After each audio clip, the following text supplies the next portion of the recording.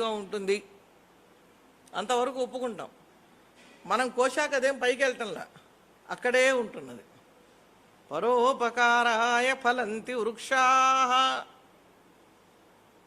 బరువుకి చక్కగా కోసుకుంటున్నాం. విదేశానికి వెళ్ళారు మాకు తెలిసినటువంటి స్నేహితురాలు. అక్కడ యాపిల్ పండ్లు 5 అడుగుల ఎత్తులో ఉంటాయిట. గుత్తులే, మనకు అట్లా గుత్తులు ఏ పండ్లు కాయటంలా ఇప్పుడు చూడటానికి. ఒక గుత్తికి 6, 7 అంతంత కాయలు. వాళ్ళు అదంతా తిరిగి ఎన్నో ఎకరాల లోపల ప్రవేశం ఉంది. మనకిష్టం వచ్చిన కాయలు తిన్నన్ని తినచ్చు, వాటికి డబ్బు లేవు, తెచ్చుకునే వాటికి తూకం వేసి ఇంతని తీసుకుంటారు. ఏ మందు వేయకుండా, ఏ విధమైన నిలవ లేకుండా చెట్టును కోసుకు తింటే యాపిల్ పండుని సంస్కృతంలో అమృత ఫలం అని పెడతారు పేరు. అమృత ఫలత్వ సిద్ధి ఉంటుంది. అది ఎక్కడో తయారై మనకు వచ్చేసరికి దానికి పొగగొట్టి అది కొట్టి ఇది కొట్టి తెస్తారు. ఆ పెట్టెలో నుంచి తీయంగానే గుడ్డతో దుడిస్తే మసి అంటుకున్నట్టుగా యాపిల్ పంట అవుతుంది. లేదంటే మైనం వేస్తున్నారు నిగనిగలాడటానికి. అందుకని చెక్కు తీసుకుతాను. మనం అసలు బలమంతా చెక్కులో ఉంటుంది. మనం ఏది మంచిదో అది బారేస్తున్నాం, ఏది పనికిరాదో దాన్ని ఎంతో ఇష్టంగా తింటున్నాం.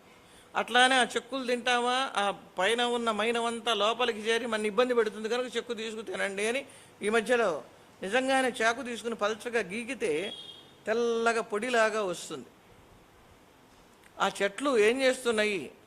అనుభవతి హిమూర్ధ్న పాదపచ్ఛాయముష్ణం జనయతి పరితాపం. అవి నెత్తి మీద వేడిని మోస్తున్నాయి.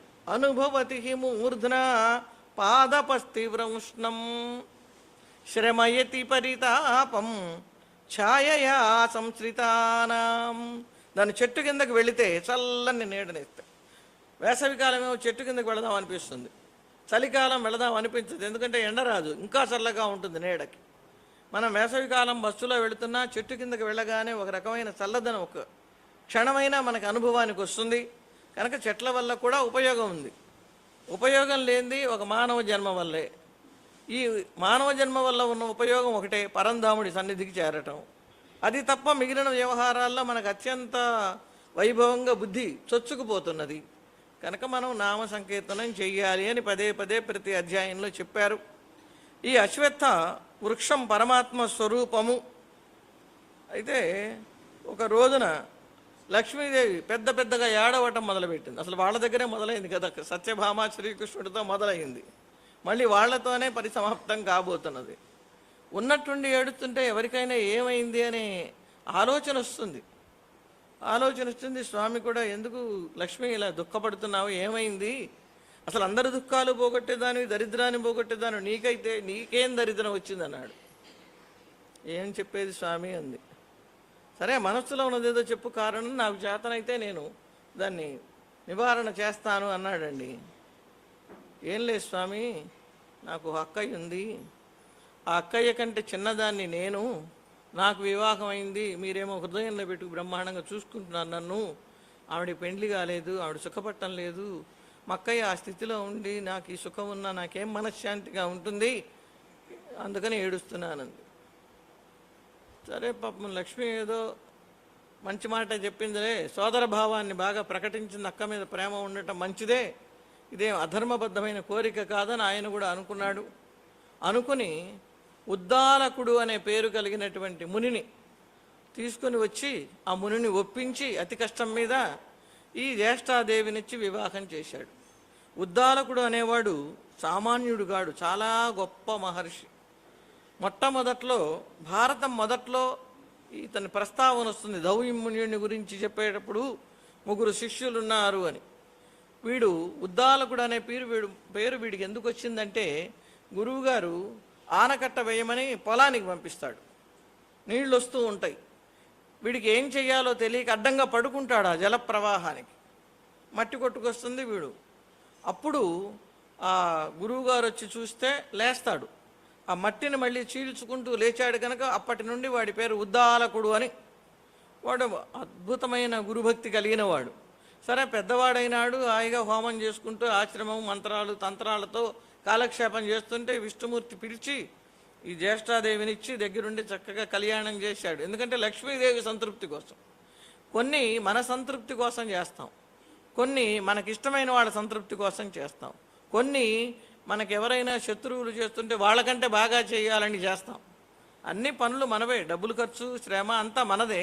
మనం చేసేటప్పుడు వివిధములైనటువంటి భావాలు ఉంటాయి. అలాంటి భావాలతోటి సరే వివాహం చేశాడు. ఇంక వివాహం అప్పగింతలన్నీ అక్కడ అయ్యే వరకు ఉన్నాడు. మధ్యలో ఏం ఉపద్రవం ముంచుకొస్తుందో అని. పాపం లక్ష్మీదేవి ఏం మాట్లాడలా. ఈ మునికి ఎందుకు ఇస్తున్నారండి మా అక్కయ్యని, చీచి ఈయన బాగుండేది, గడ్డాలు మీసాలు అవతారం అనలా ఆవిడ. సరే ఇప్పుడు అది ఫ్యాషన్ అయిపోయింది అనుకోండి, గడ్డాలు మీసాలు బాగా పెట్టుకొని యూత్ అంతా కూడా తిరుగుతున్నారు. అదేమంటే అది అంతేనని చెప్తున్నారు సమాధానం. పూర్వకాలంలో అనారోగ్యగ్రస్తులు కానీ భార్యకి నెలలు వచ్చినప్పుడు కానీ వాళ్ళని చూస్తే ఓహో ఇతని భార్య గర్భవతి అని మనకు అర్థమయ్యేది.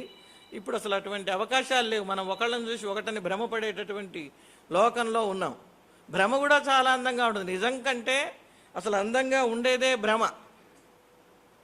భ్రాంతి అని ఒక అలంకారం ఉంది. అసలు ఆ అలంకారాన్ని ఉదాహరణగా పరమేశ్వరుణ్ణి, పార్వతిని, వినాయకుడిని ముఖ్యంగా చెప్పాడండి పెద్దన గారు. అందుకనే ఆయనకి ఆంధ్ర కవితా పితామహ అని బిరుదు ఇచ్చారు. ఊరికే ఎందుకు ఇస్తారు? వాళ్ళు చేసే పని అందరం ఒకటే అయినా చేయటంలో ఉన్న వైలక్షణ్యాన్ని బట్టి వాళ్ళకి బిరుదులు ఇస్తారు. అంకము చేరి శైల తనయాస్తన దుగ్ధములానువేళ బాల్యాంక విచేష్ట తుండమున అవలిసన్ కబళింపబోయి ఆవంక కుచంబు కానక అహివల్లభహారముగాంచి వే మృణాళాంకుర శంకనంటెడు గజాశ్విని కొల్తు నభీష్ట సిద్ధికిన్.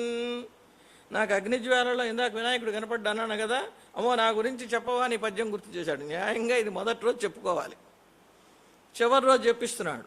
సరే మొదలో చివరో వాళ్ళ పరివారంలో తలుచుకుంటున్నాం. పార్వతీదేవి వినాయకుడు చిన్నవాడికి పాలిద్దామని అడ్డం వేసుకుంది. ఒకవైపు పాలు తాగుతున్నాడు. పసిపిల్లలు ఎవరైనా తల్లికి ఒకవైపు పాలు తాగుతూ రెండో చేత్తో రెండో వైపునున్నటువంటి స్తనాన్ని పట్టుకోవటం అనేది పసిపిల్లలు